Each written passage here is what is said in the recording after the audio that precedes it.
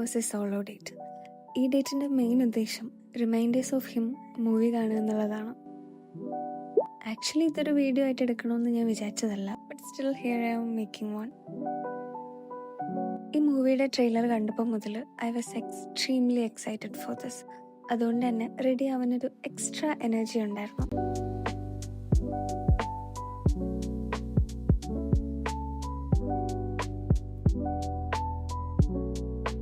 And ലുലുവിലായിരുന്നു ഞാൻ movie book ചെയ്തിട്ടുണ്ടായിരുന്നത്. There I met one of my friends.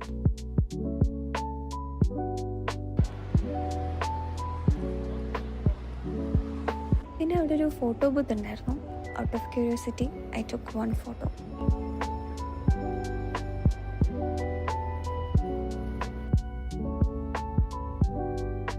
Then the movie. തിയേറ്ററിൽ first ഞാൻ മാത്രമേ ഉണ്ടായിരുന്നുള്ളൂ. സോ ഫ്രീ ആയിട്ടിരുന്ന് ഞാൻ കുറച്ച് വീഡിയോസൊക്കെ എടുത്തു. മൂവീനെ പറ്റി എന്താ പറയേണ്ടതെന്ന് ചോദിച്ചാൽ എനിക്കറിയില്ല. It was so good. ഞാൻ ഒത്തിരി എൻജോയ് ചെയ്തു. So I am going for a little shopping because of course I am happy.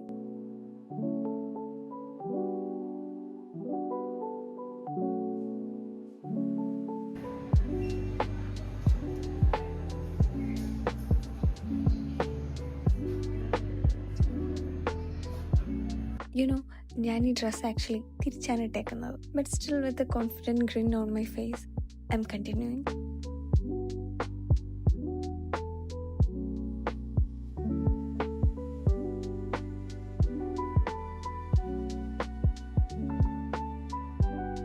Stationeries എന്നും എനിക്കൊരു വീക്ക്നെസ്സാണ്.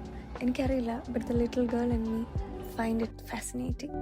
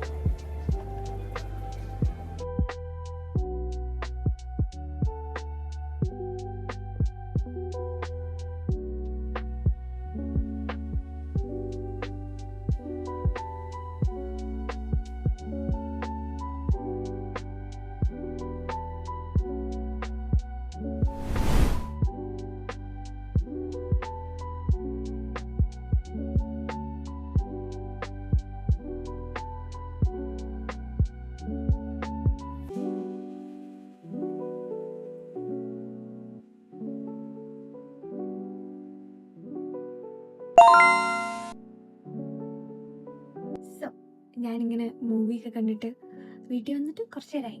മൂവി അടിപൊളിയായിരുന്നു. ഞാനുണ്ടല്ലോ ഇറ്റ്സ് എൻഡ്സ് വിത്ത് ദിസ് കാണാൻ പോയിട്ട് ഭയങ്കര ഡിസപ്പോയിൻറ്റഡ് ആയിരുന്നു. എനിക്ക് മൂവി ഒട്ടും ഇഷ്ടപ്പെട്ടില്ല. ലൈക്ക് ആ ബുക്കിനോട് ഒരു ചെറിയ രീതിയിൽ പോലും നീതി പുലർത്താത്ത പോലെ എനിക്ക് തോന്നിയത്.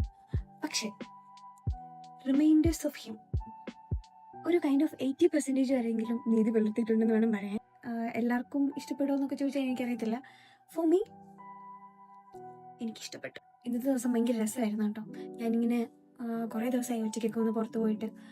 അങ്ങനെ പുറത്തൊക്കെ പോയി നല്ല ഹാപ്പി ആയിരുന്നു. ഇത് ഞാനിന്ന് മേടിച്ച ടീഷർട്ടാണ്. ഈ ടീഷർട്ട് പിന്നെ വേറെ നിങ്ങൾ കണ്ടിട്ടുണ്ടാവും ഡ്രസ്സ്.